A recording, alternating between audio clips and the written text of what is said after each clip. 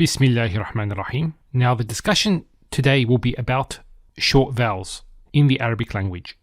Unlike English, where the vowels are made from the letters of the alphabet, in Arabic we have three distinct signs for vowels.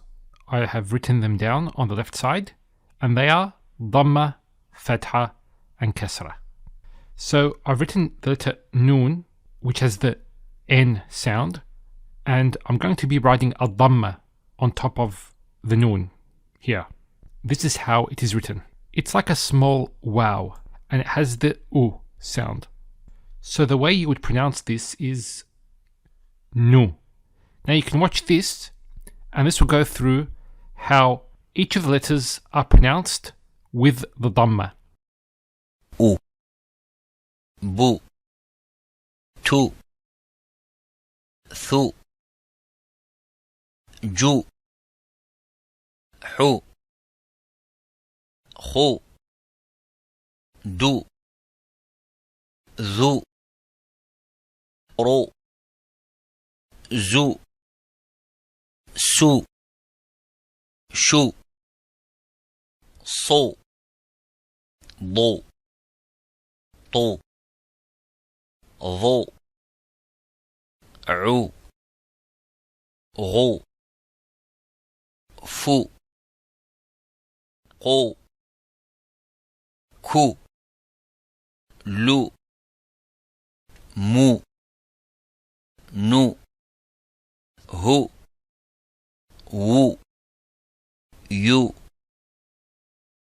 Now secondly, we have the Fatha, and the way this is written is like a slanted line on top of the letter.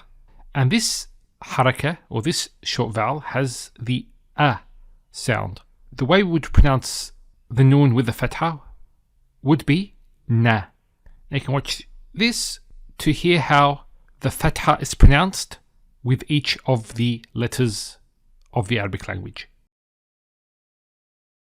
A, Ba, Ta, Tha, Ja, Ha, Kha, Da, Tha, Ra, Za, Sa, Sha, Sa, Da, Ta, Dha, A, Gha, Fa, Qa, Ka, La, Ma, Na, Ha, Wa, Ya. Lastly, we have the Kasra. Now, with the Kasra, it's written in the same way that a Fatha is written. The difference being, it is below the letter, and it has an E sound. So that will be pronounced as Ni. And you can watch this, which will go through each of the letters being pronounced with a Kasra. E, B, T, C, G, He, Khi, D, Z, Ri, Z, Si, Shi, Say, Di, Ti, Di, Ri, Ghi, Fi, Qi, Ki, Li, Mi,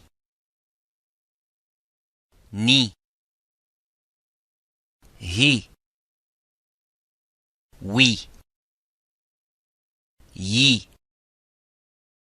Okay, so let's begin first of all with the Fatha, which has the A sound, like the A in English. So in front of us we have the word cat, And what I've done is I've transliterated it into Arabic. So we have here the kaf, which has the k sound, like the K in English, with a fatha on top, followed by a ta. And that ta would have a sukoon. It's a glottal stop. We'll speak about this in a future lesson, inshallah. But the way you pronounce this is quite straightforward. It's one syllable. It's cat. Now, just a point about how you read a word. In English, you start from the left side and you move to the right. In Arabic, you move in an upwards direction and you move to the left side. So from the right to the left. So you would pronounce the letter with the haraka on top and then continue on to the next letter. So the vowels are either on top or on the bottom. Next word is the word back. And that's how it's written in Arabic. Now, one thing you notice with fatha is that when you say the a sound, your mouth is opened. A. And interestingly, the word fatha comes from a word to mean to open. So anyway, let's get back and look at this word here. Now this word is actually a verb. So let us try to pronounce this word. So the first letter we have is the jim. It has the j sound. So the jim with the fatha would be ja. Second letter is the lam. It's similar to the L sound in English. U. So the lam with the fatha on top is la. So let's read both those letters together. Jala. Jala. Now the final letter is a sin. And that has the S sound, similar to in English, the S sound. That with the fatha would be sa. The complete verb will be read jalasa, which means he sat. And notice they're all short vowels. Jalasa, not jalasa. No, jalasa. We'll get to the long vowels later on, inshallah. Let's get to Dhamma, which is the U sound. Like how we have either the O or the U in English. Okay, so we have the word book. Book. Now in English there's a double O. Here it's pronounced like a Dhamma. So when we say book, that's a short vowel. Even though in English it's written as two O's. If I want to transliterate the word book, that's how you do it. Very simple. Now if we look at this word here, put. Put. That's a short vowel. That's the Dhamma, right? In Arabic actually, there is no P sound. So when you hear people mentioning words with P, you actually hear Arabs use the ba, the B sound, not the P sound. Now you will find P used by some Arabs, although it's not actually in classical Arabic. It's part of the dialect. Sometimes certain sounds are used that are different to classical Arabic.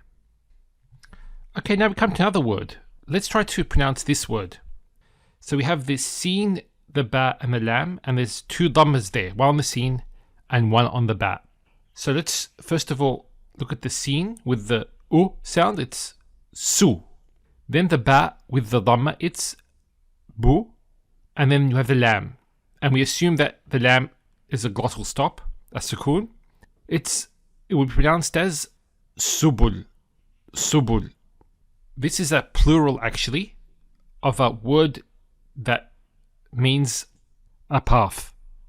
So subul means paths. Now we get to the kasra. The kasra is the I sound. If you remember, the kasra is like the fatha, but it's written at the bottom of the letter. So let's look at this word, sit. If you want to transliterate that into Arabic, it would be as follows. Another word is rim. Rim. If we want to transliterate that, it would be in this way. Okay? Now, finally, let's look at this word. This uses all the 3 harakat that we spoke about. The Dhamma, the Fatha and the Kasra. And we can pronounce this, inshallah. And let's see. So the first is the kaf. So it's ku. Then it's the ta with the kasra. So ku ti. Ku ti. And then finally the ba with the fatha. So it would be ku ti ba. Kutiba. Kutiba means it was prescribed or it was authorized. Like for example, we have the ayah Kutiba alaykum as-siyam. Fasting has been prescribed for you. Kutiba. Okay, so that explains the short vowels. So please leave your comments. If you have any questions, please subscribe.